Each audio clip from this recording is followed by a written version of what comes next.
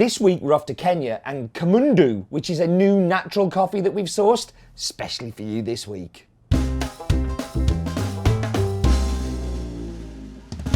So this week's coffee is called Kamundu, and it comes from a very different region to where we normally buy our Kenyans from. So we've talked about Nyeri and Thika in the past. This is from the north of Nairobi. And this is actually the traditional places where coffee was first planted in Kenya back in the day. I'm really excited to actually find a coffee from this region that I like because it's quite unusual. It is a naturally processed coffee. And again, we've been working really hard to try and find good naturals in Kenya.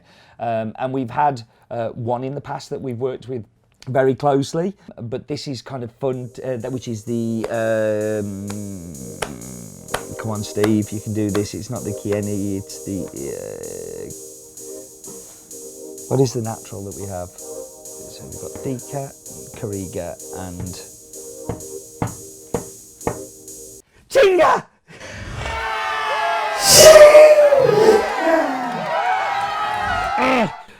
My memory is most possibly the worst memory in the world, and that's why I have some notes in front of me to try and remember these things.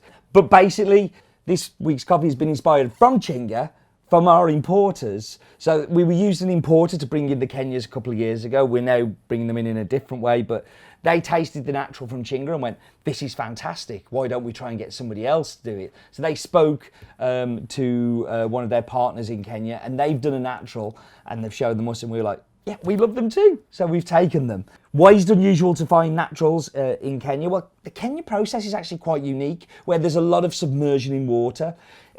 Central South America, it tends to be very much pulped and dry fermented, where quite often in Ethiopia and Kenya in particular, there's an underwater fermentation on them, and it gives it a very distinct style. So people who go looking for Kenya coffees, and particularly the varietals they have of like SL34, SL28, this is an SL34 by the way, but they give you that very typical profile, and they don't really want to mess with it. So they don't do naturals because they don't want to mess with that. And the only things that would tend to get naturaled in Kenya now would be something like the boonies, they call them, which are just basically the dry, shriveled, floating cherries that don't really, which they'll drink themselves or sell in the internal market.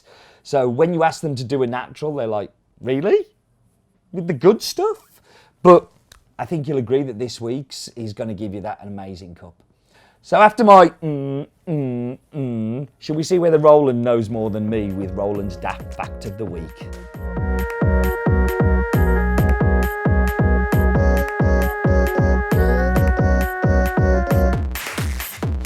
It's that really sad part where we have to talk to Roland and find his daft fact of the week. So come with me, Wobblecam. He looks very busy as always. Roland, what do you actually do here?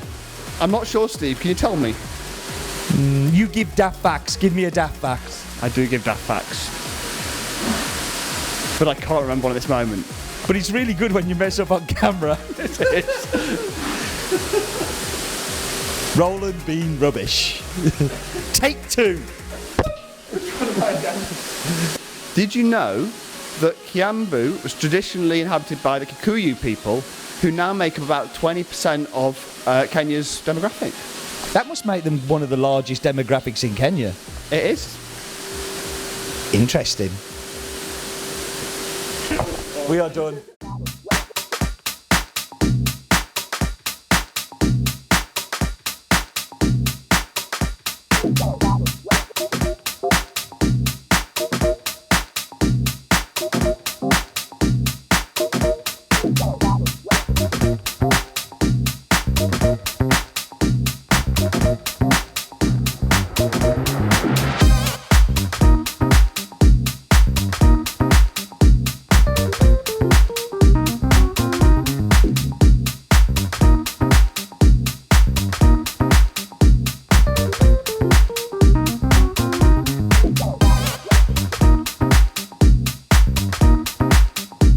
Okay, so we're back, and I have a clever dripper that's been on the go for around about 3 minutes now, so I need something to fill a minute. So if I'm going to fill a minute, why don't we do Rate My Brew?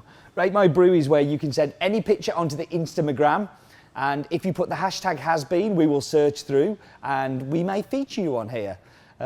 Little tip, if you're doing it this week, you're very likely to be on next week's, so please do. And what you should do is what this week's has done, which is Dr. Barney, who has put a in my mug bag picture of his Peru from a number of weeks ago. Yep, it said if you put an in my mug type item in there, you would stand more chance of getting on. So into the cupboard for the mug of this week. And we have hashtag love tasty coffee. I've no idea. Another freebie.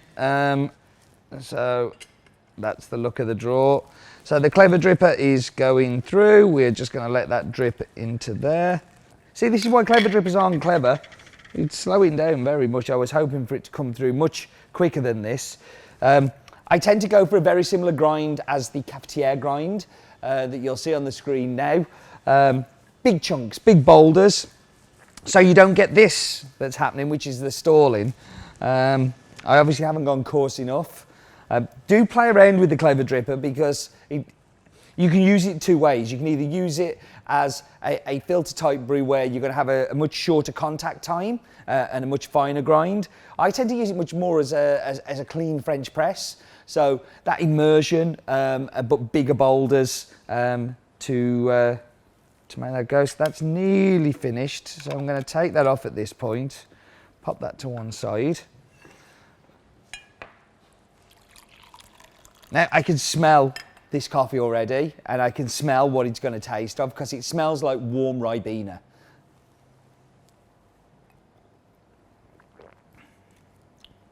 And it tastes like warm Ribena. It is blackcurrant, it is blueberry, it is juicy, it's got lots of acidity. Lots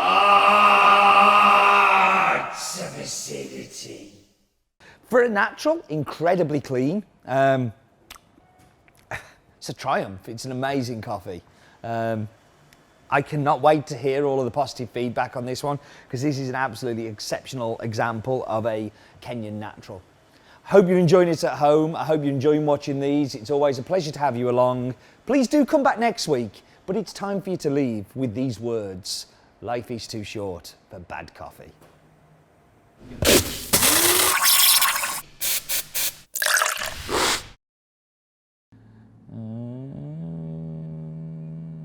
Northern edge of Nairobi.